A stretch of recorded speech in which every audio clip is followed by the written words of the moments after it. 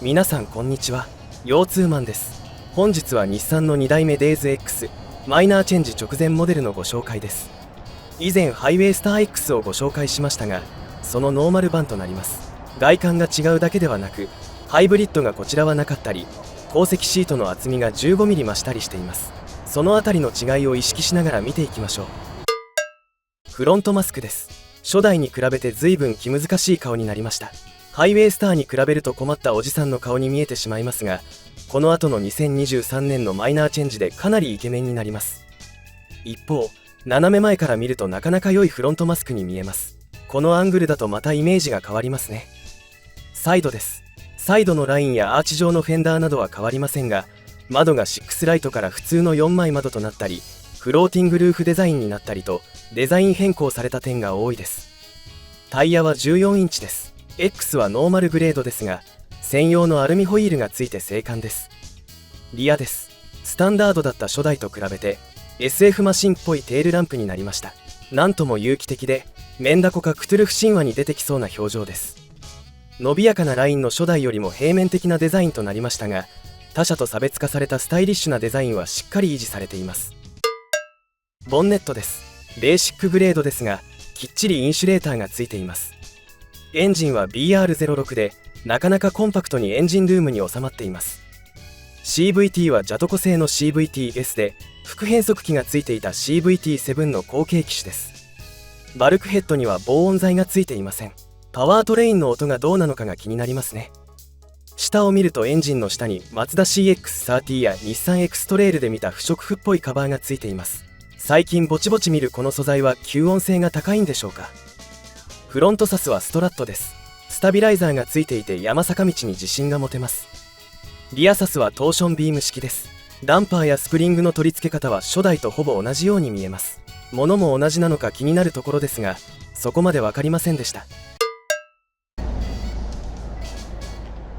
前席に乗り込みます。ハイトワゴンなので非常に乗り込みやすいですね。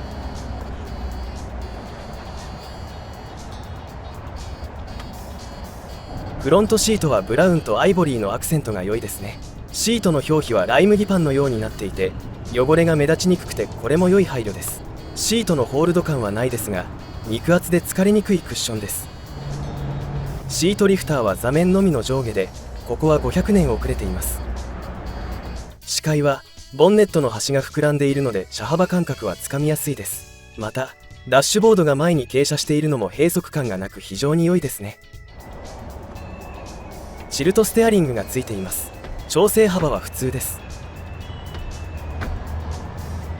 ステアリングはルークスやリーフと同じ形のものです。今回はウレタンですが、マイナーチェンジ後はこのノーマルグレードでもオプションで皮巻きにすることができてナイスです。後席に乗り込みます。こちらも頭の部分が高くて乗り込みやすいですね。窓は9割ほど開いて開放感があります。リアシートもフロントシートと同様おしゃれなカラーリングになっています。シートスライドは左右一体ですが、左右独立でリクライニングや倒すことができて便利です。リアシートの座面の長さは47センチと長めです。足元スペースはリアシート一番後ろで42センチと広く、一番前にした時24センチです。シート高さは35センチで、2022年9月の一部改良で座面が 1.5 センチ高くなっています。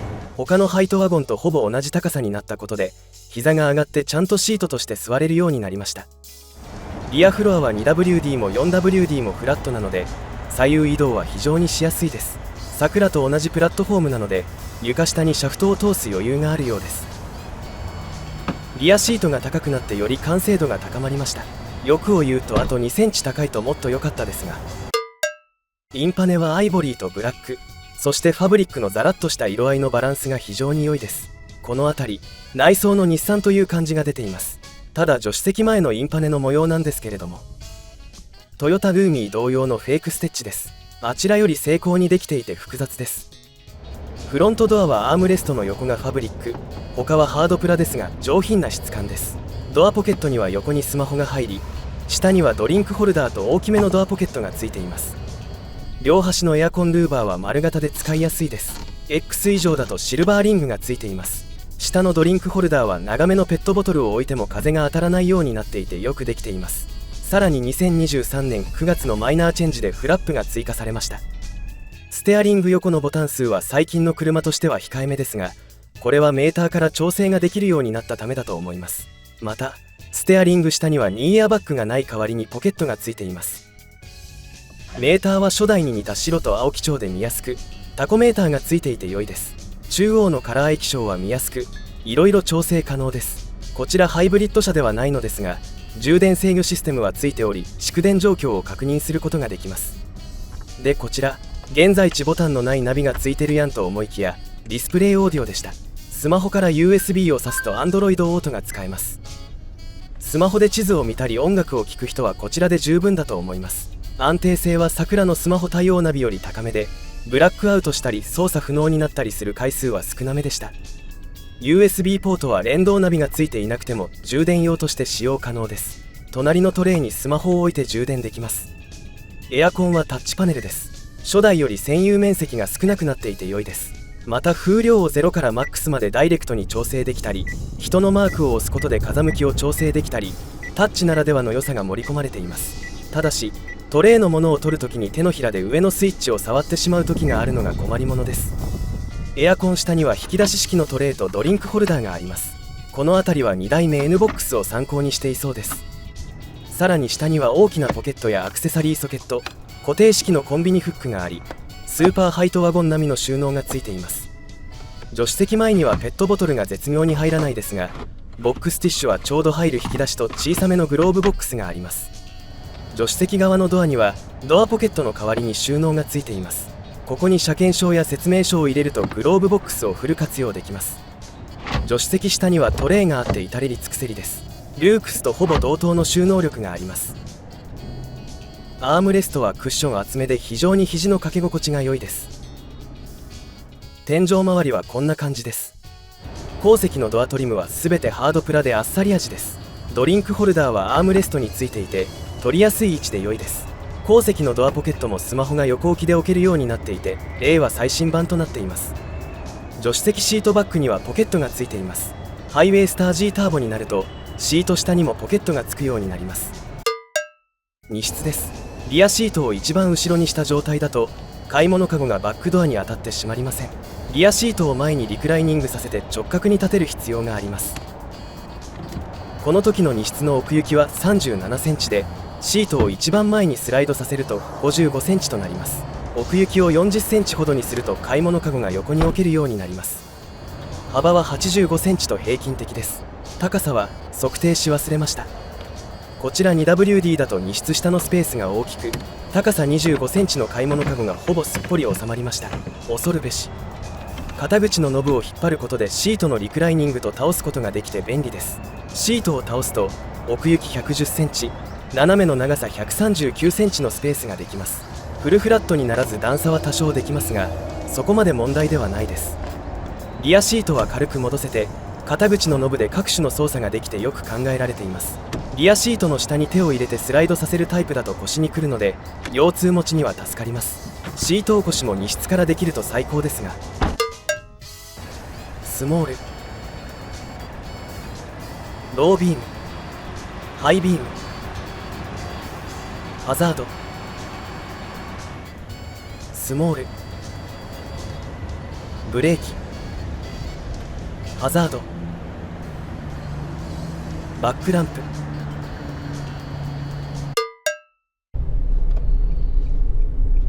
一般道です。ブレーキは自然に効いてコントロールしやすいです。アイドリングストップは停止が自然で、信号待ちは静かで良いです。エンジンの始動もスムーズで、ペダルの踏み替えの間にドルルとエンジンがかかります。そして発進加速はかなり良いです。マイルドハイブリッドがないのでエンジン単体の勝負ですが、軽快に走り出して加速していきます。初代に比べてここは劇的に進化しています。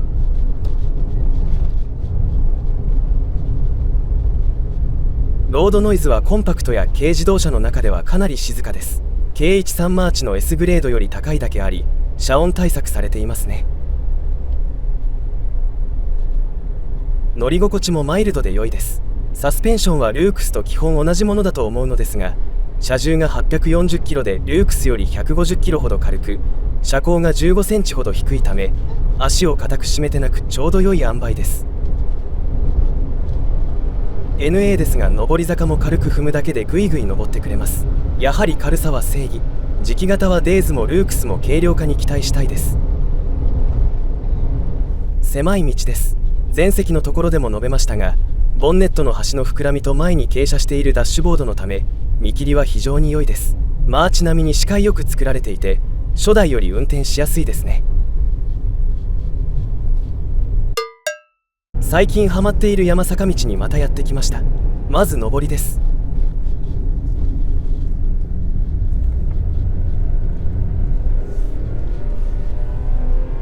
NA なので上りはパワーがなく全然加速しませんね。カーブではスピードが出てないこともありロールしにくくて安定しています。スムーズなパワステと相まって曲がるのは楽です。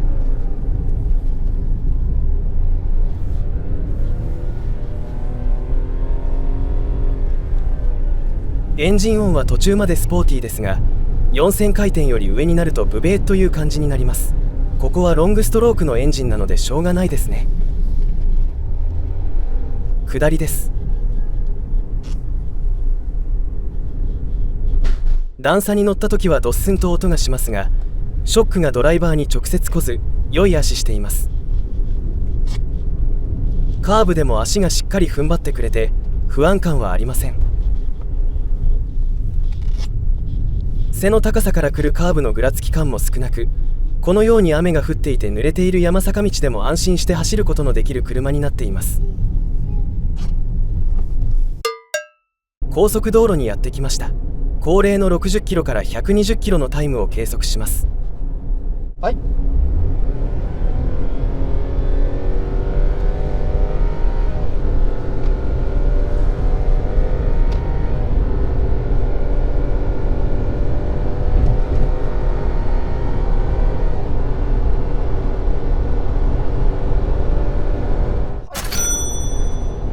タイムは19秒486でした。ステップ変速が入ったりしてなんか速くないなとか思っていたのですが、結果は KNA としてはトップクラスに速かったです。初代の30秒に対して一気に改善されました。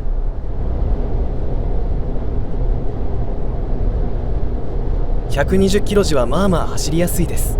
直進性は良く、段差やうねりからのショックもよくいなしてくれます。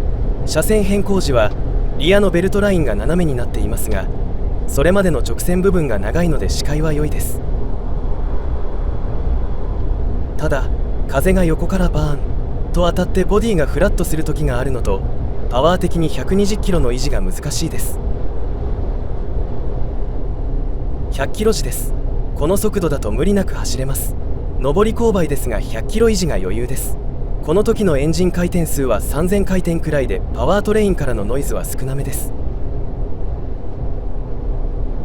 ロードノイズは我慢できるかなというレベルで、100キロ巡航は NA 系としては珍しく余裕そうです。80キロ前後だと体感速度がかなり遅く感じます。車の挙動が穏やかになり、ロードノイズも少なくなるので走りやすいです。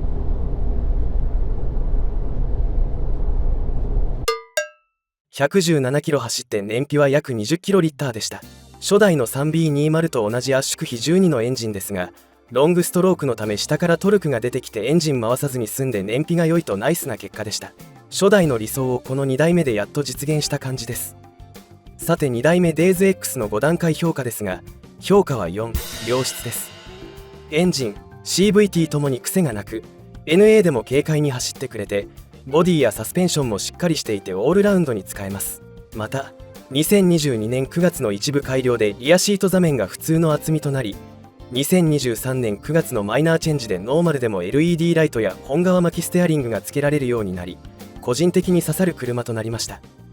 それらにディスプレイオーディオやドラレコつけても値上げが続く車業界ですが、乗り出し185万円ほどです。さらにマイルドハイブリッドとターボがないので今後のメンテナンスリスクも少なく済みます。通勤・買い物カーとしておすすめできます。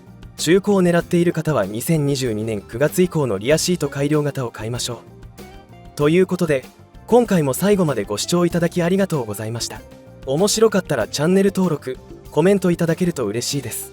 それでは次の乗り物でお会いしましょう。さようなら。